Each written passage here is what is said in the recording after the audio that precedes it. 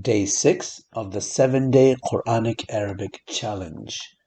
A miracle of Prophet Ibraheem alayhi salam. Bismillahir Rahmanir Rahim. Wassalatu wassalamu ala rasulihil kareem. A'udhu billahi minash shaitanir rajim. Qulna ya naru kuni bardan wa salaman ala Ibrahim. We said, this is the royal we, so Allah is talking. We said, O fire, be coolness and safety for Abraham. There's a beautiful story behind this verse.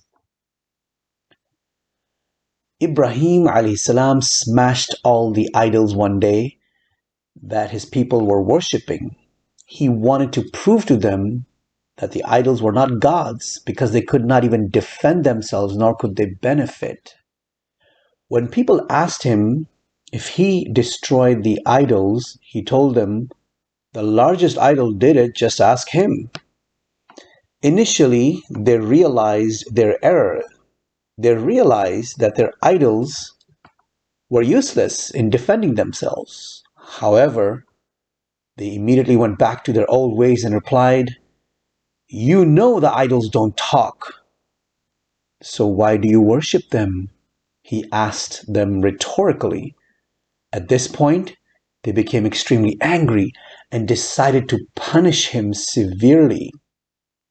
They built a gigantic fire and threw him in it.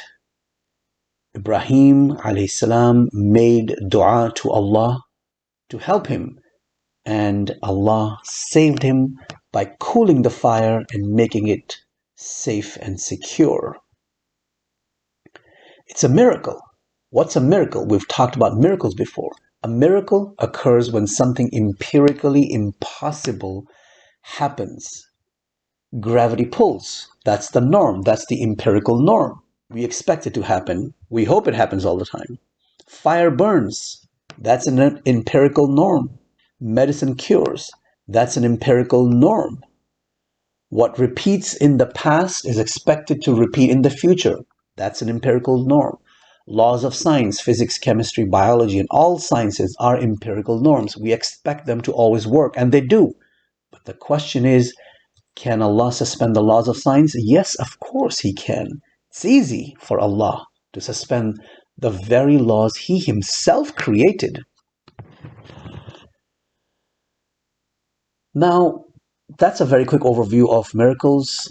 As I mentioned before, you can watch my Islamic Theology in 5 minutes YouTube video series in which I talk more about miracles. But I want to point out something very important. A miracle is not a violation or suspension of a rational truth.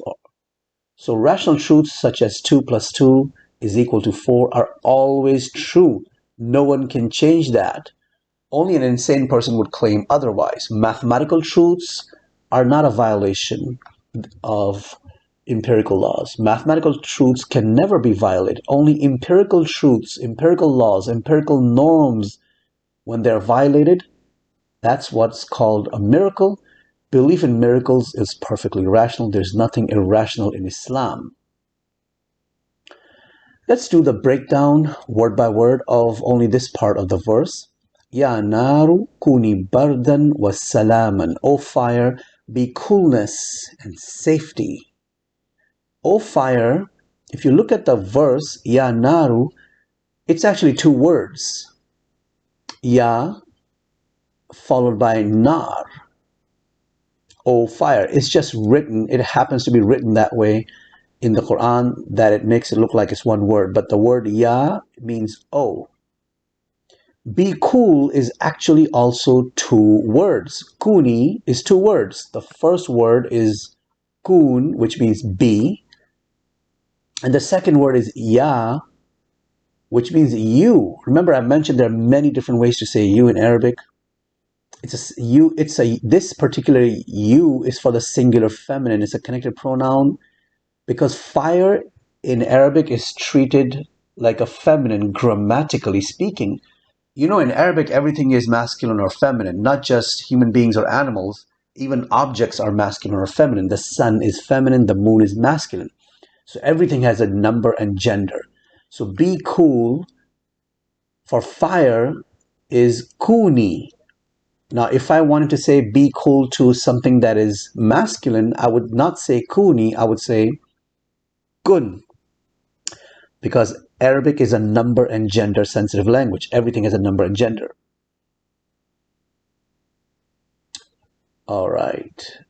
One last thing about the translation. In the translation, you don't have to explicitly mention the you. The you here, you don't mention that. Obviously, you don't say in English, be you cool. Now, you could say that, I guess, in poetry, but you don't have to mention that. In Arabic, however, for the feminine, it is explicitly mentioned. For the masculine, it's implicit. It's not mentioned. It's just implied. The you is implied in the masculine, but it's explicit and clearly spelled out for the feminine, as we see in the sentence kuni. Bardan literally means coolness. In other words, be so cool that you become nothing but coolness. This is a form of what they call in Arabic mubalagha, or exaggeration. Or in English, they sometimes use the term hyperbole. Some translators of the Quran translate, instead of coolness, the way I've translated, they just translate it as be cool and safe. This is how they translate, and I understand why they do that. But I purposely translate it as coolness and safety because it creates that effect of exaggeration. Be so cool that you become nothing but coolness. And coolness literally is a translation of bard. And the same thing with salam. Salam just means safety and security. In other words, be so safe and be so secure that you become nothing but safety and security. So this is the beauty of the Arabic language, that you can do things like this. And when you translate, unfortunately, some of this is lost in translation. So you will find most, if not all, of the translators of the Quran will say, be cool and safe instead of coolness and safety. But if you really want to follow the original Arabic, coolness highlights that exaggeration that is lost in translation. All right, this brings us to an interesting question. What does Salamun Alaykum mean? We say Assalamualaikum, we say Salamu Alaikum to each other. Let's look at that, because I just said salam means safety and security. If you look it up in the Arabic dictionary, that's what it means. Any Arabic dictionary. Salam means safety and security. The word salam has other meanings, such as freedom from deficiencies, defects, harms, evils, etc. Salam can also mean peace treaty. After a war, a peace treaty is signed by the two parties. Salam is one of the names, beautiful names of Allah. That's because Allah is free, completely and totally free, absolutely free from any deficiencies and defects. In other words, Allah is perfect, literally. Nothing else is perfect. So, with this understanding of safety and security as the main meanings of salam, how do we translate Salamun Alaikum? The best translation of Salamun Alaikum, or you can also say Assalamu Alaikum, there are different ways to say it, is may you be safe and secure. What a beautiful dua. It's now to practice. Write down the words exactly as you learned them in both Arabic and English in this table. And then inshallah you'll be ready for the quiz. It's a free Google Forms quiz. Review the lesson, memorize the vocab, and take the quiz. Walhamdulillahi Rabbil Alameen. Wassalatu wassalamu ala rasulihil kareem.